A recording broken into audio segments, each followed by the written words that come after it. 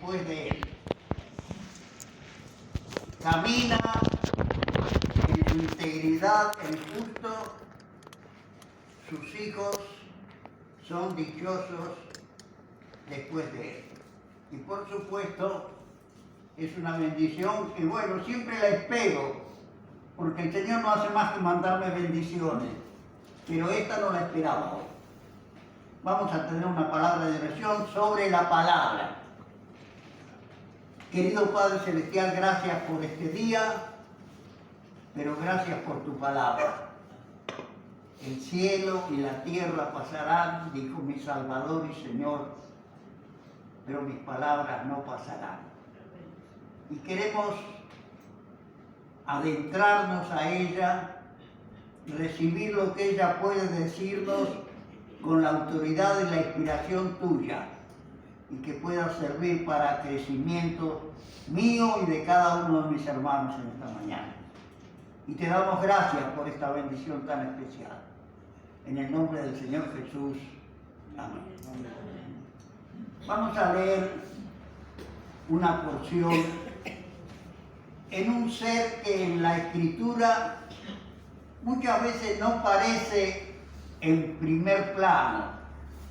Está relegado a un segundo o a un tercer plano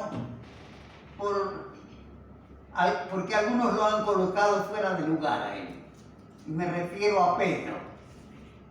Pero los escritos de Pedro generalmente tienen un propósito especial, van dirigidos en su alma que él tenía como pastor.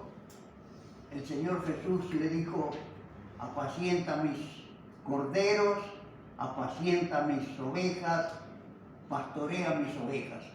Y esa comisión que el Señor Jesús le entregó hace que sus escritos tengan un valor importante en el sentido de pastor y de alma de pastor que él llegó a tener. Vamos a leer en primer momento en 1 Pedro, el capítulo 1, y vamos a leer a partir del versículo 4, para poder considerar todo lo que el Señor pone en nuestros corazones. Para una herencia incorruptible, la misericordia que el Señor puso en nuestras vidas y a la cual nos hizo renacer, incontaminada e inmarcesible, reservada en los cielos para nosotros, para vosotros, que sois guardados por el poder de Dios mediante la fe, para alcanzar la salvación que está preparada para ser manifestada en el tiempo postrero, en el cual vosotros os alegráis, aunque ahora por un poco de tiempo, si es necesario, tengáis que ser afligidos en diversas pruebas, para que sometida a prueba vuestra fe, mucho más preciosa que el oro, el cual aunque perecedero se prueba con fuego, sea hallada en alabanza,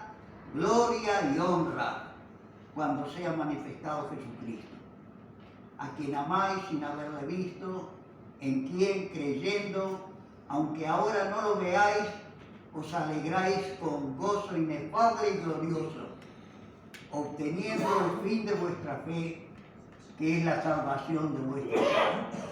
Y otra porción en el capítulo 5, desde el versículo 6 al 11.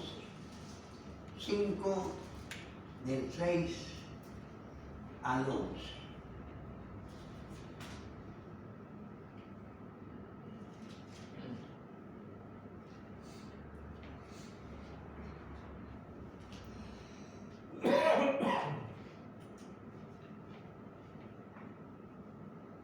Humillaos pues bajo la poderosa mano de Dios, para que Él os exalte cuando fuere tiempo, echando toda vuestra ansiedad sobre Él, porque Él tiene cuidado de vosotros. Sed sobrios y velad, porque vuestro adversario el diablo, como león rugiente anda buscando a quien devorar, al cual resistid firmes en la fe, sabiendo que los mismos padecimientos se van cumpliendo en vuestros hermanos en todo el mundo. Mas el Dios de toda gracia, que nos llamó de su gloria eterna en Jesucristo, después que hayáis padecido un poco de tiempo, Él mismo os perfeccione, afirme, fortalezca y establezca. A Él sea la gloria y el imperio por los siglos de los siglos. Amén. No podemos negar que esta palabra sea la palabra de un pastor, con todo el ánimo y los consejos que nos hace llegar para que, como dice aquí, para que a Él sea la gloria y el imperio por los siglos de los siglos. Amén. El título de mi pensamiento en esta mañana es prevenir. Hay por allí un refrán que dice: es mejor prevenir que curar.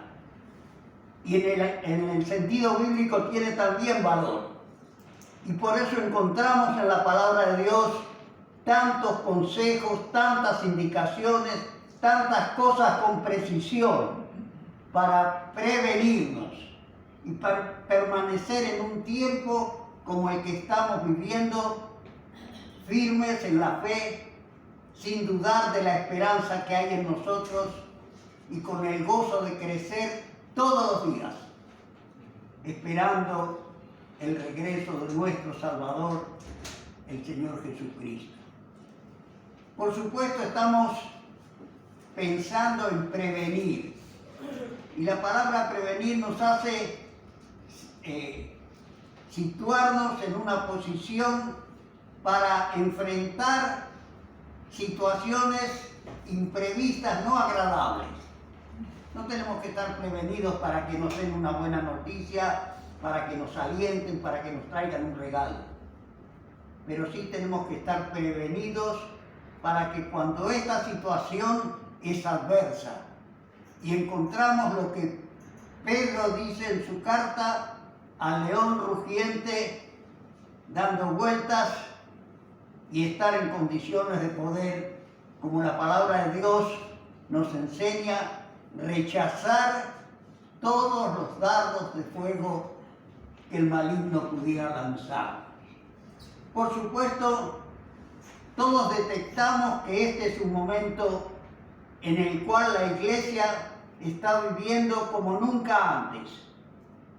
Yo sostengo que es el mejor momento, no solo por las adversidades y las situaciones que se producen internamente también dentro de las iglesias y sobre las cuales la palabra de Dios nos advierte, sino porque sobreponiéndose a todas estas cuestiones que son pequeñísimas al lado de la noticia de que nuestro Salvador y Señor vuelve en cualquier momento.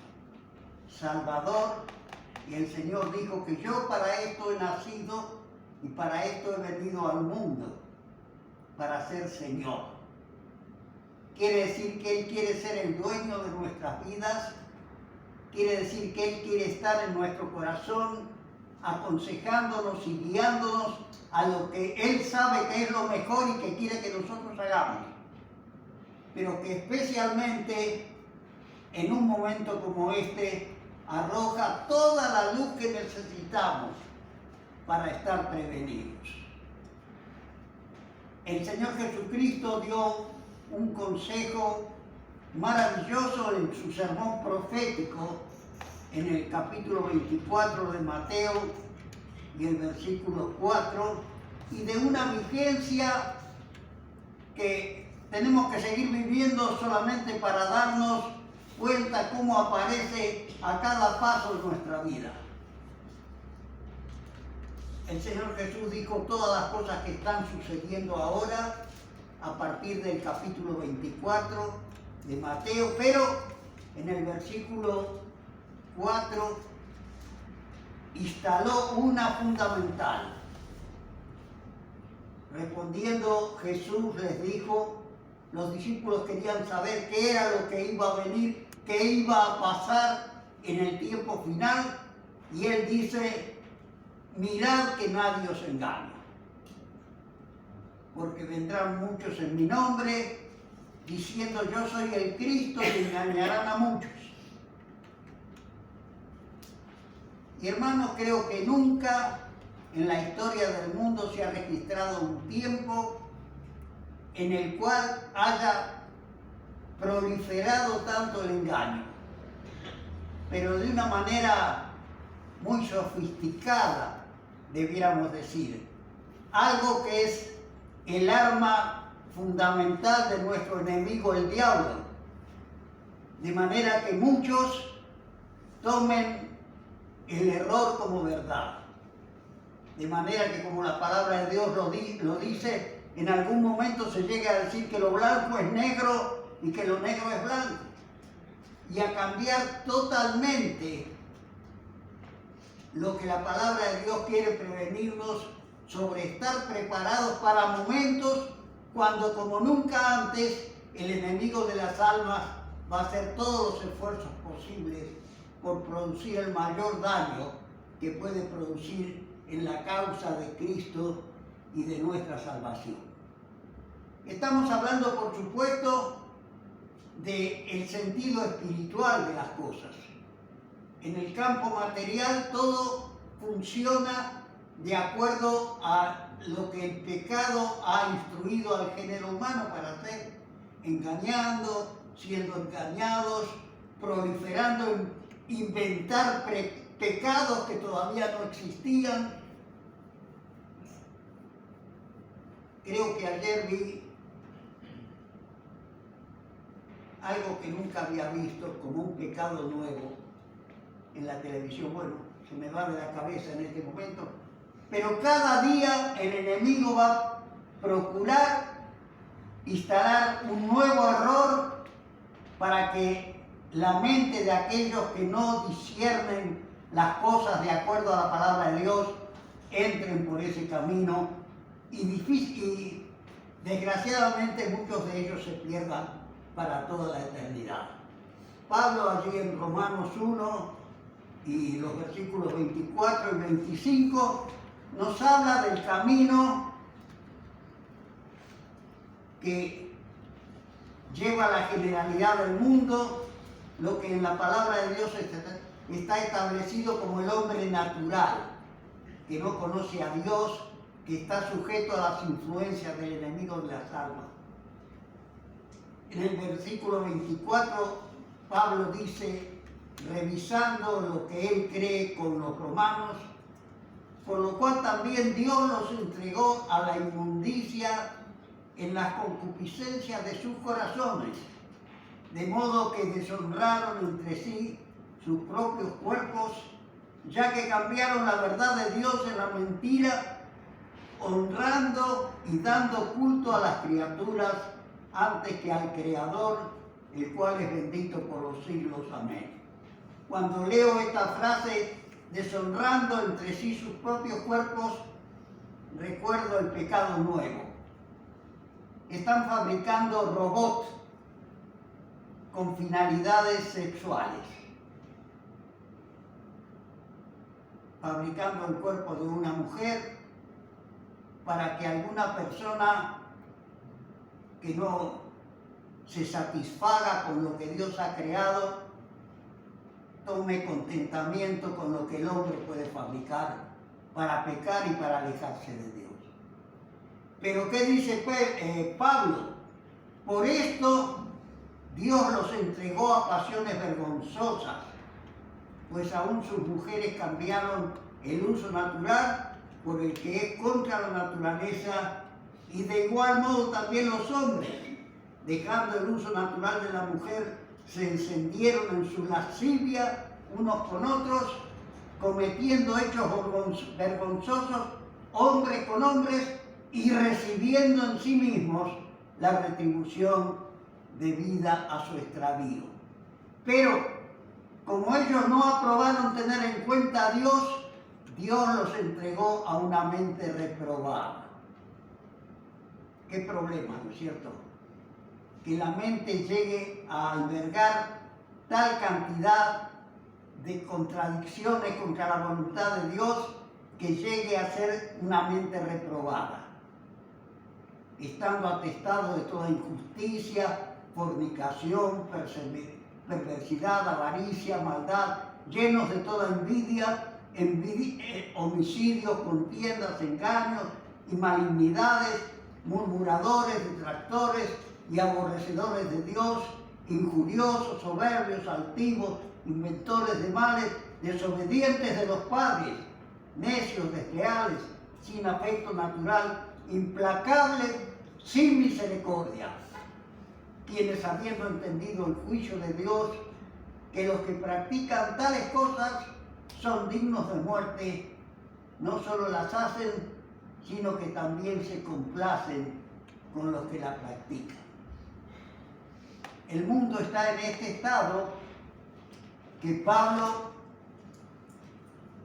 destaca de una manera tan clarita aquí en su carta a los romanos.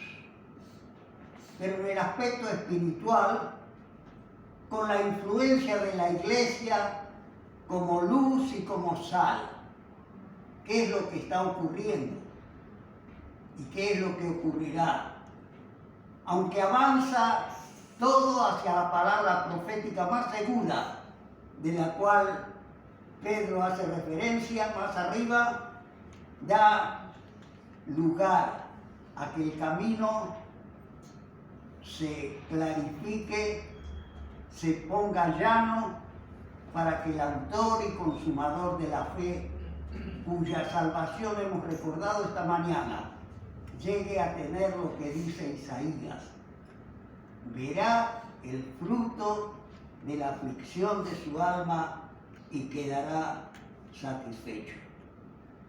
Lo que es digno de ser mencionado con todas las letras es a la actitud que Pedro llama a los creyentes a resistir firmes en la fe.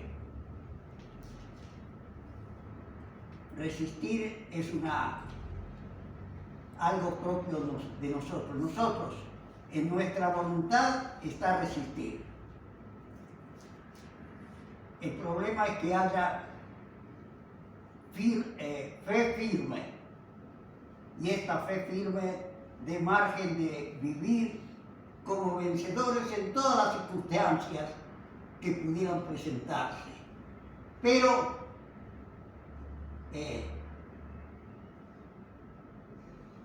el pastor Pedro, porque si bien es cierto que Pedro tuvo un matiz de misionero visitando lo que él visitaba, esencialmente el oficio de pastor que el Señor Jesús le entregó, para lo cual le preguntó 3 veces, después que Pedro lo había negado 3 veces, si Pedro lo amaba y tenía que hacer el trabajo que tenía que hacer. Por eso él aconseja de esta manera, y por eso toma una precaución tan profunda en cuanto al accionar del enemigo, aún dentro de la iglesia. Resistir firmes en la fe. Pero ¿cómo comienza el tema?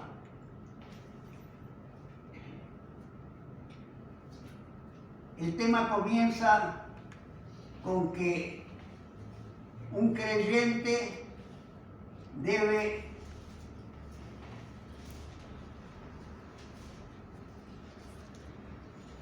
humillarse en primer lugar bajo la poderosa mano de Dios. Pablo dice que él se consideraba débil, porque cuando se consideraba débil, porque ponía su confianza en el Señor y se depositaba en sus manos, era poderoso. Y Pedro aquí dice: humillaos, pues bajo la poderosa mano de Dios, para que Él os exalte cuando fuere tiempo, cuando sea necesario. pero esa vinculación con la cual tienen que empezar nuestros días en la presencia de Dios, nos hace, como él dice en el versículo 7, echar nuestra ansiedad. Nos levantamos con un cúmulo de desafíos para el día. Y echar nuestra ansiedad en Él quiere decir, en primer lugar, ubicarlo a Él. Humillarnos, lo precisamos, lo necesitamos. Es imprescindible que Él venga.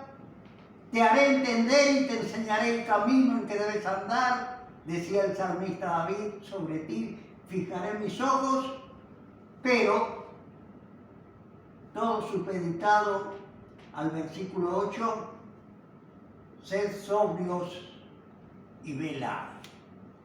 Y la palabra velar tiene una trama muy estrecha con la práctica de la oración.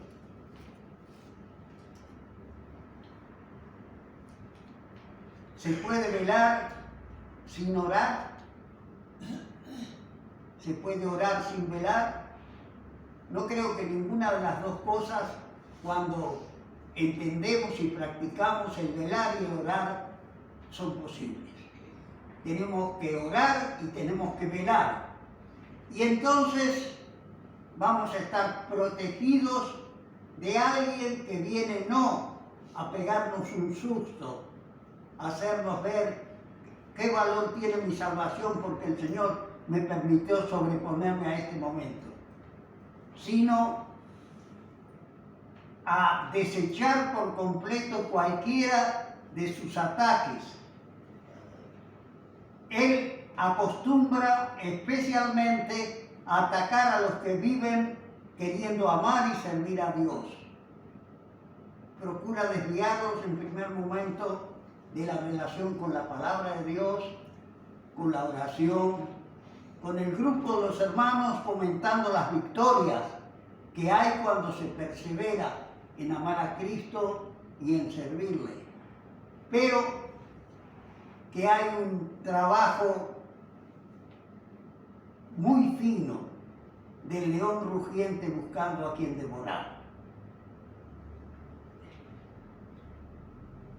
Él, por supuesto, agota todos los medios para querer entorpecer el momento cuando, como dice la palabra de Dios, Él, el Dios verdadero, va a ser el todo en todos.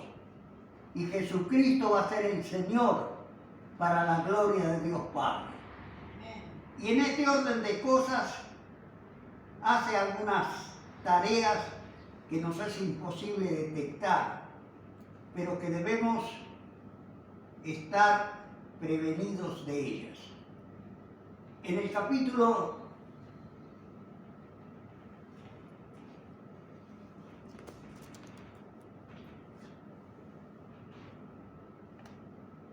20 creo que es, lo tengo por aquí, solamente lo tengo que ubicar, sí. En el capítulo 20 del libro de los Hechos, el escritor sagrado, este hombre Lucas, presenta una situación que, bueno, a la luz de la guía del Espíritu Santo, Pablo pudo intervenir para procurar mejorar. La situación de, en primer lugar, la virtud que encontramos en el 20:27, donde Pablo le habla a los ancianos, a los responsables de la iglesia en Éfeso, a la cual él dedicó en un momento 3 años de su vida para instruirla y poder decirle: no he rehuido en nada hacerles conocer todo el consejo de Dios. Los ancianos de Éfeso estaban ampliamente cumplimentados con conocer la voluntad de Dios para que la iglesia de Éfeso funcionara. Yo tengo en mi corazón un mensaje que escuché, creo que hace 40 años. Hay un hombre que se llamó Pentecost, es un experto en escatología. Y él estuvo aquí en Buenos Aires, predicando en la iglesia transparente. Esos mensajes que a veces escuchamos un mensaje y cuando salimos a la vereda ya se nos fue de la cabeza lo que escuchamos. Pero este que escuché hace 40 años todavía lo mantengo aquí. ¿Y qué es lo que dijo Pentecostés? Relacionó esto que Pablo le dice aquí a los ancianos de Éfeso, porque yo sé que después de mi partida entrarán en medio de vosotros lobos rapaces que no perdonarán al rebaño, y de vosotros mismos se levantarán hombres que hablen cosas perversas para arrastrar tras sí a los discípulos. Y luego trajo esta apreciación de Lucas aquí en el libro de los Hechos, con lo que el ángel le dice a la iglesia de Éfeso, allí cuando en la isla de Patmos le da la revelación de lo que va a ocurrir en el tiempo final. ¿Y qué le dice el ángel al representante de la iglesia de Éfeso en el capítulo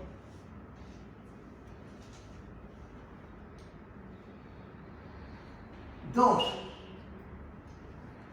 ¿Qué le dice? Versículo 2. Escuchemos con atención.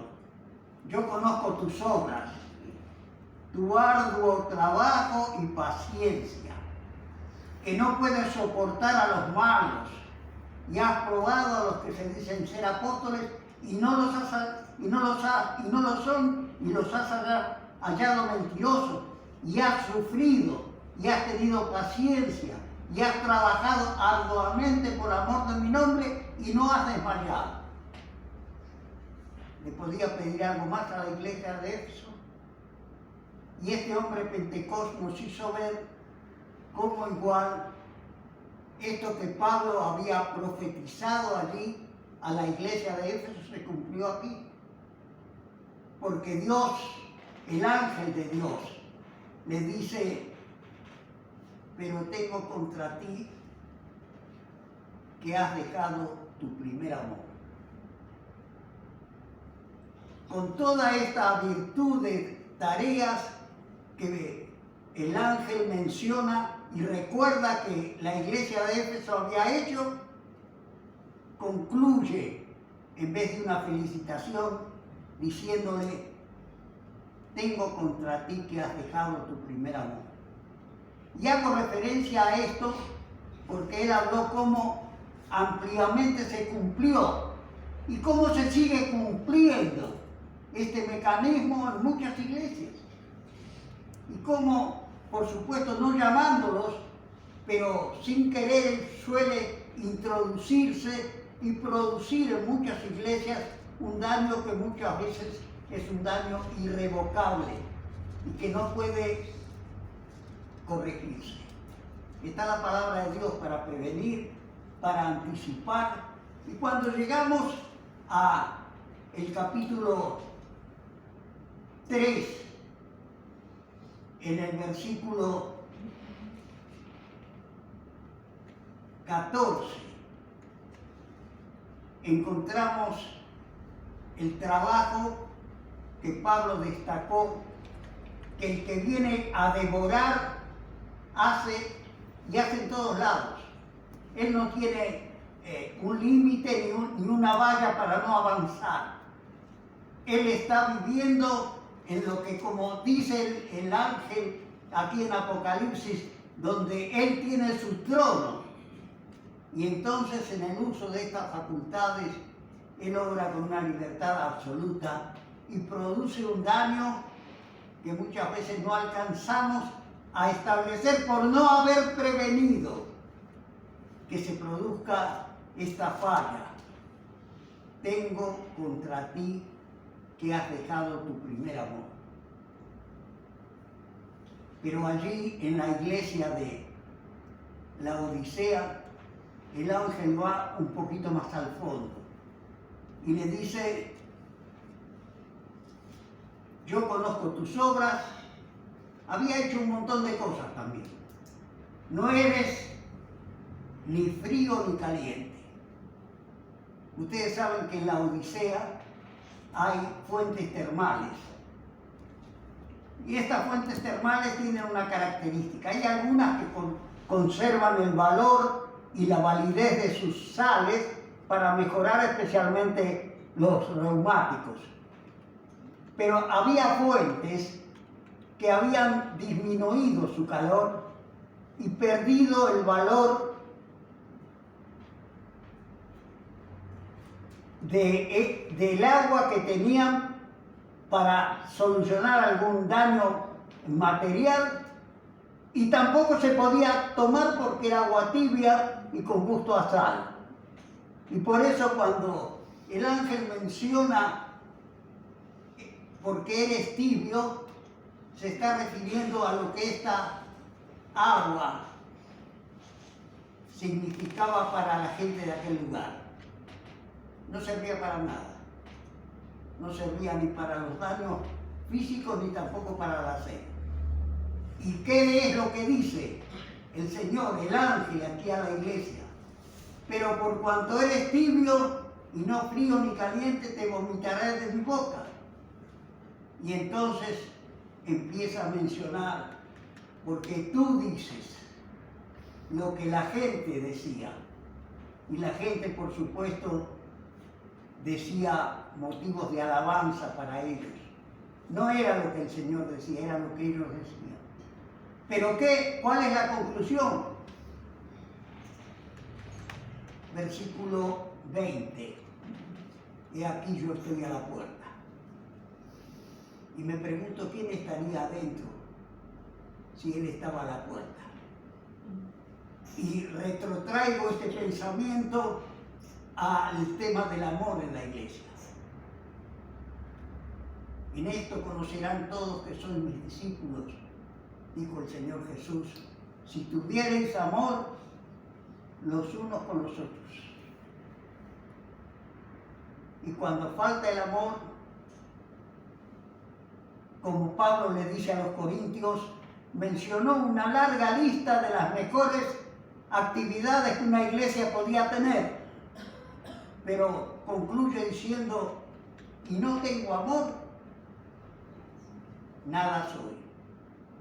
Y hermanos, esto tiene que llamarnos a nosotros en esta mañana a estrechar nuestros vínculos en todo el sentido de la palabra, en cuanto a todas las cosas que el Señor pone en nuestros corazones, pero hacerlas con amor. Con amor. El diablo se especializa especialmente en seres que no están firmes en la fe.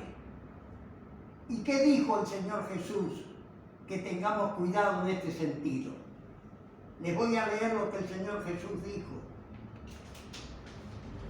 En Mateo el capítulo 18 y el versículo 6.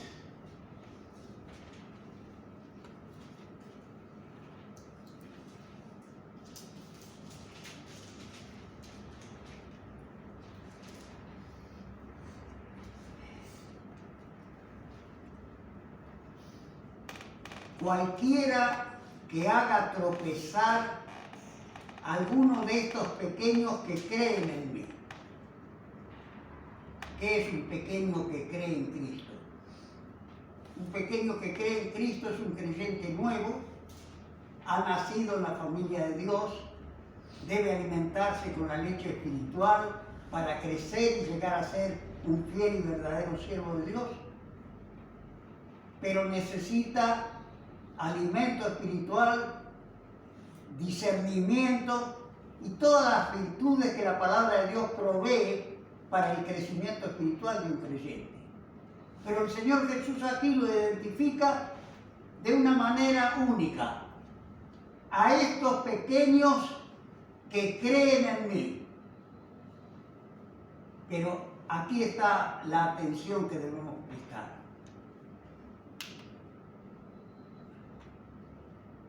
Les fuera mejor a tal persona que se colgase al cuello una piedra de molino de asno y se le hundiese en lo profundo de la mar.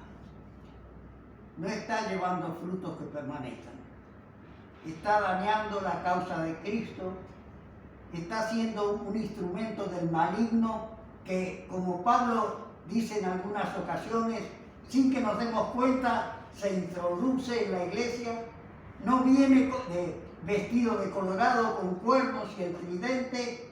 Viene como él le dice a los corintios, tengan cuidado porque entra como un ángel de luz. Y entonces la persona con poco discernimiento se traga el anzuelo y las consecuencias llegan a ser fatales. Pero hay otro versículo más, en el 25, y justamente detrás del sermón profético que lo sitúa en el tiempo que estamos viviendo. Capítulo 25 y versículo 40, la contrapartida de esto que mencionamos. Respondiendo el rey les dirá, de cierto os digo que en cuanto lo hicisteis a uno de estos mis hermanos pequeños, a mí lo hicisteis. Entonces dirá los de la izquierda, apartados de mí malditos, al fuego eterno. Y la conclusión de la actividad que desarrollaron, haciendo salir del camino a creyentes que no están firmes en la fe, que no han crecido espiritualmente y que son el campo de acción del enemigo de las almas, que viene nada más que, como el Señor Jesús dijo en Mateo 10:10, viene para hurtar, matar y destruir. A mí, hermanos, esta situación y este comentario, que merecería un montón de tiempo, para cada una de las cuestiones que se nos presentan allí, nos llama a algo que es importante. Cuando yo pensaba en estas cuestiones, pensaba en lo que Pedro dijo, sometida a prueba vuestra fe. Muchas veces no estamos preparados para que nuestra fe sea sometida a prueba. Aunque la palabra de Dios dice que no nos va a venir ninguna prueba que sea superior a la fuerza que Él pueda darnos para superarla. Pero el tema es que muchas veces, si el amor de Cristo no está llenando el corazón, si no ha habido una entrega real y verdadera al que, como recordamos aquí, entregó la mejor vida que existió para rescatar a los pecadores, si eso no existe y si hay liviandad en nuestra fe y el amor de Cristo no nos constriñe, como Pablo dice, sometida a prueba vuestra fe, no de positivo, sea negativa. Y el enemigo de las almas consiga la finalidad que persigue cuando hace lo que hizo allí en la iglesia de la Odisea y consiga que el Señor esté de la puerta para afuera y le esté llamando para entrar, pero que no entre porque no le abren la puerta o porque el enemigo impide que él entre. Siempre me acuerdo, yo no sé si ustedes se acuerdan que acá en esta iglesia, algunos decían que era parte de la iglesia, teníamos un gato negro que en la mitad del culto tenía la libertad de dirigirse, parecía el pastor, por un lado porque iba del frente al fondo. Un gato negro, era de Gladys. Y un día me llamó la atención. ¿Por qué? Porque allí en el patio había agarrado un ratón. Y yo miraba, porque los animales siempre me gustaron. Y el ratón se le escapaba y él lo agarraba y lo dejaba escapar y él se volvía a escapar. Y finalmente el ratón se le escapó. Fue más vivo que el gato y se le escapó. Les quiero decir que esto no pasa con el que anda como un león rugiente buscando a quien devorar. Hay que dejar de sonreírle a él y a lo que él hace y buscar que bajo ningún concepto penetre en la casa del Señor y menos en la vida de los creyentes. Ahora, la contrapartida de esta situación está en considerar.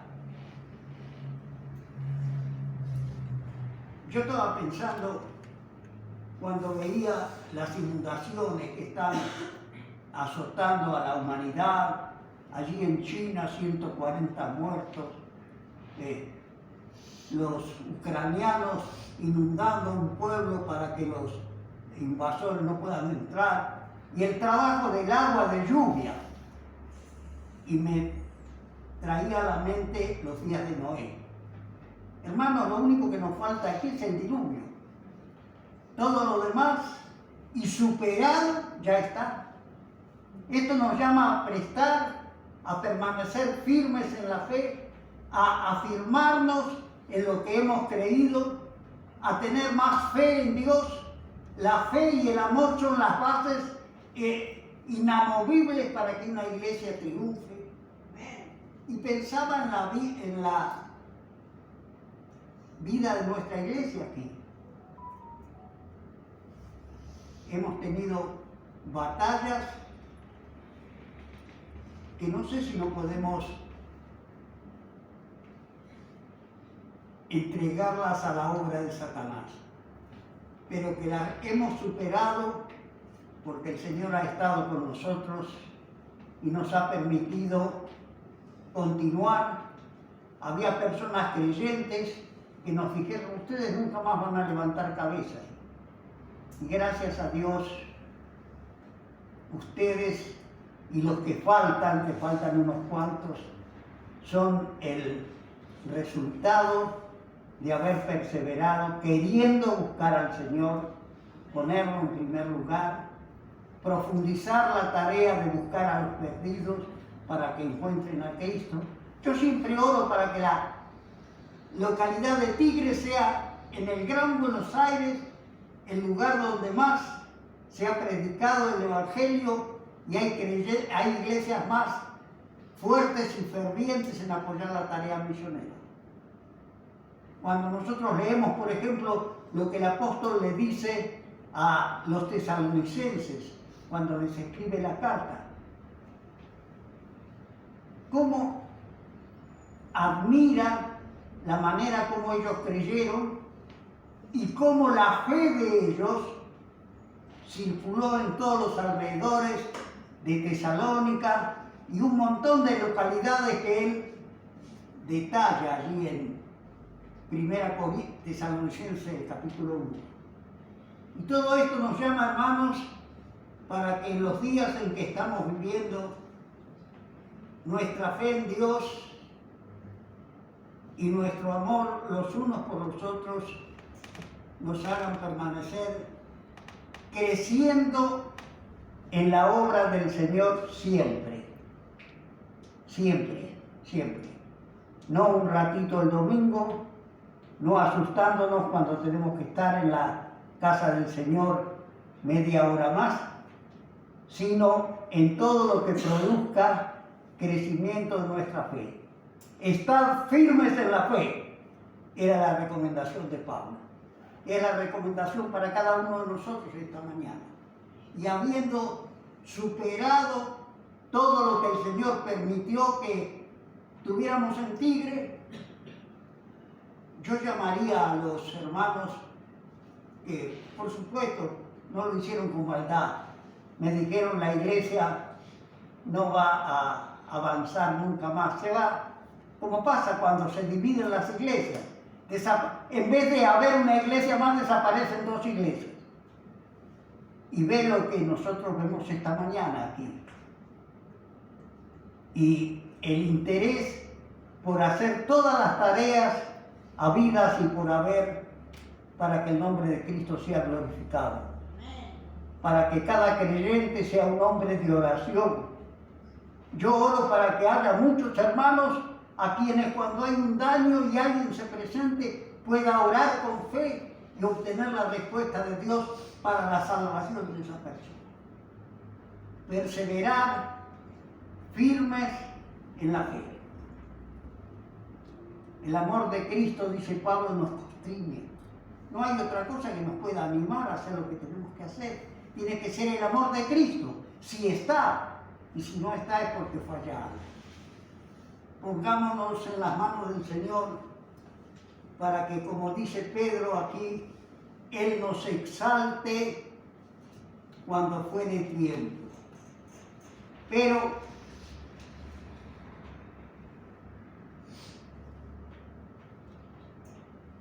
os perfeccione, os afirme, fortalezca y establezca. Y a Él sea la gloria y el imperio por los siglos de los siglos. Amén. Cualquiera que dé un vaso de agua en su nombre, dice el Señor Jesucristo en Mateo 24:40, no recibirá su recompensa. Dar un vaso de agua en el nombre del Señor Jesús quiere decir entregar la posibilidad de que una persona conozca a Cristo y ayudarlo a crecer.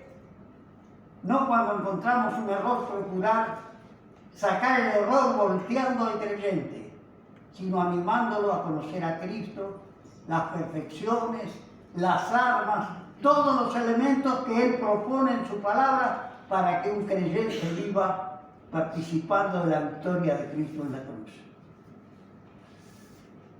Que el Señor nos permita vivir de esta manera. Pedro dice, orando los unos por los otros, unas versiones dicen para que seáis sanos, importante, y otras versiones dicen para que seáis sanados, también es importante. Oremos por las dos, así no va a haber ningún problema ni va a fallar nada. Y que el Señor nos dé la fuerza que necesitamos para orar los unos por los otros. Acordémonos de cada creyente en nuestra oración, fortalezcamos la vida de los creyentes, animándolos a crecer en la palabra y en la oración y en el congregarse. Y la vida de esta iglesia será solamente una vida de victoria.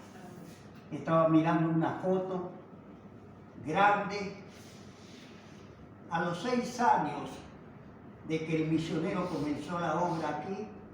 En algún momento se las voy a mostrar. Debía haber 80 personas en un picnic. Era australiano, hablaba trabándose en la lengua como hacen los extranjeros cuando vienen, pero comunicó a Cristo de manera que tenía una iglesia, yo creo tranquilamente, de 100 hermanos. Y que esto nos llame a buscar el camino que él recorrió, entregando su vida, haciendo todo lo que el Señor le indicó, hasta que él cree que terminó la tarea y se fue a Australia.